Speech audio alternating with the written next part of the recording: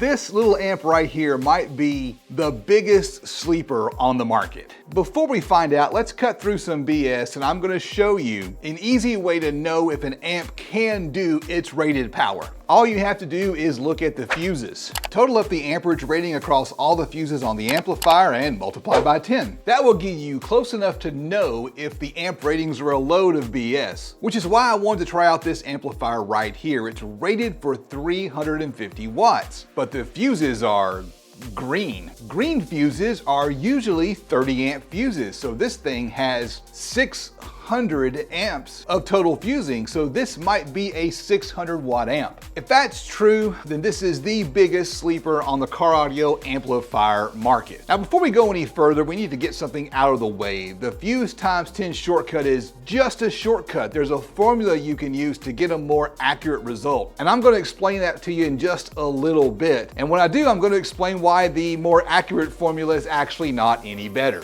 But let's talk about the amp. This is the Sound Ordnance M350-1. If you're not familiar with this brand, maybe you should be. This is Crutchfield's house brand. The branding is military themed, ordnance like military weapons. The logo kind of reminds me of a military style shoulder patch. And I think this is a really good example of how to properly brand a product. That imagery is consistent from the website to the box to the badge on the amplifier, right down to the model name. The US military frequently denotes artillery weapons with an M followed by a number, like the M198 howitzer. Check this out, they even include dog tags in the box. I thought that was a neat touch. The amp itself is tiny. The footprint is barely larger than my cell phone. This would be perfect if you need to hide it under a seat or tuck it into a tight space. One side has the plug for the bass knob. Yes, it does come with a very small bass knob. And on that side, you've got all the various settings, the RCAs, the input level, the gain control, the bass boost, the infrasonic filter, and of course a low pass filter. The other side has 8 gauge inputs for the power and the ground, an input for the remote turn on lead, and of course the speaker outputs. But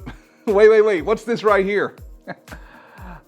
These fuses aren't green, they're red. This thing shipped with a pair of 40 amp fuses. That's 80 amps of current draw. This thing is fused for 800 watts. Not 600. But let's be realistic, it's probably not an 800 watt amplifier. For starters, I'm not gonna recommend that you try to pull 800 amperes of current through an 8 gauge power wire. Realistically, you should only be pulling 50 or 60 amperes of current through a wire that size, so it's probably not gonna give us more than 500 or 600 watts when we test it. I built this handy spreadsheet that I use to make these calculations. More on this spreadsheet a little bit later. A quick disclaimer while I hook up the amplifier, Crutchfield did not send me this amplifier. I bought it myself, and that's something that I could not afford to do without the help from my patrons over on Patreon. This content just wouldn't be possible without them, so thank you to all of my patrons, with an extra thanks to the $25 patrons: Bo, David T, Bam Bam, Dylan, Fargo, JD America, and Baba. We're gonna do 2 tests. The first is a resistive load test, but stay tuned to the end when I'm gonna hook it up to an actual subwoofer and show you what happens on a live load or a reactive load. That's how you know what kind of real world power you can actually get out of this amplifier. Let's start with the 4 ohm test. This amp is rated for 290 watts into a 4 ohm load. I am of course expecting a whole lot more.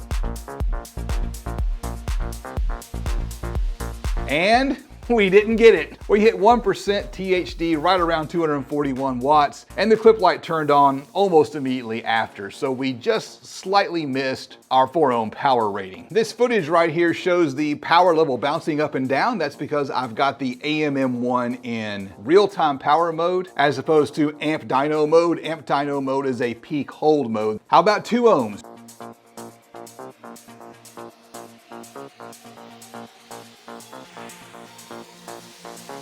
Rated for 350, and we get 372, about 384 at 1% THD and 394 at clipping.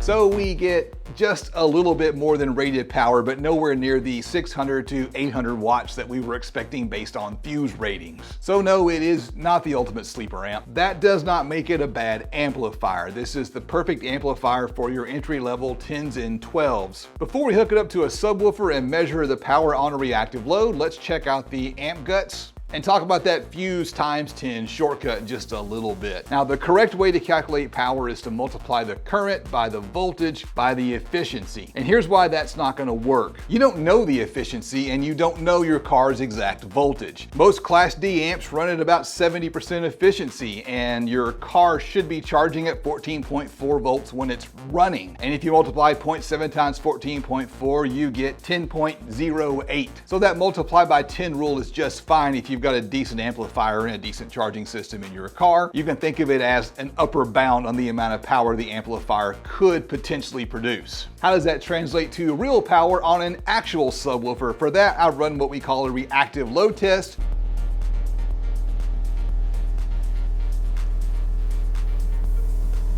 And we're gonna get 1% THD right about 236 watts into a 3.6 ohm load. And the subwoofer's trying to walk away.